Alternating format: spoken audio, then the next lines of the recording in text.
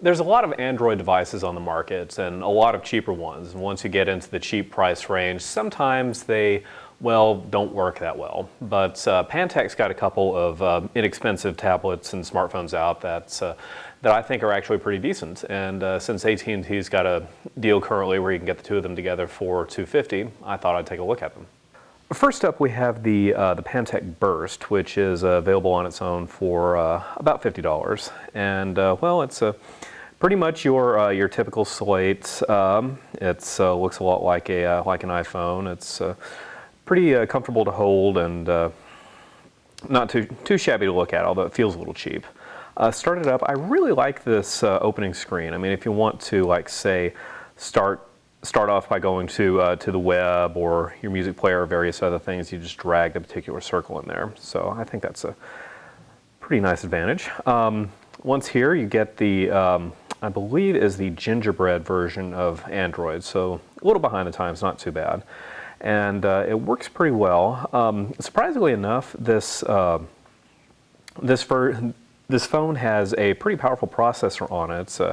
As you can see, the CNN's a pretty complex website, and it's only got minor choppiness in here when I bring it up. Everything else runs very, very smoothly. Although the one exception I would have would be the camera, which is just so bad it's baffling. I'll show you taking a picture of my hand here. Now watch how long it takes to actually take the picture when I press the button. See, that's just pretty much unacceptable, and you have to hit the back button to get back. So the camera function drives me nuts. But other than that, this phone isn't half bad, especially for an inexpensive one. Now we have the Pantech Element, a Android tablet.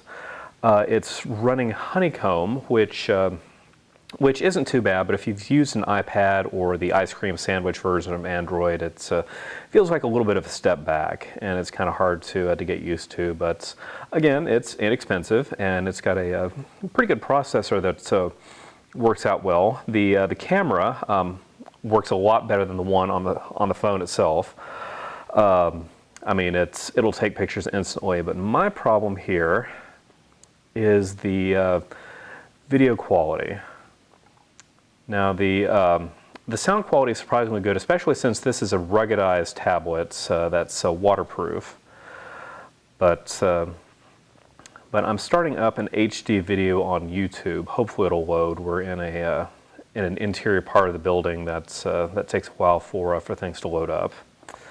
And so we put it on full screen, and things look really, really fuzzy. I mean, much fuzzier than you would expect something HD to be. So it's pretty frustrating, but it's the main weakness of this. Otherwise, it's again, it's not a bad tablet for as inexpensive as it is.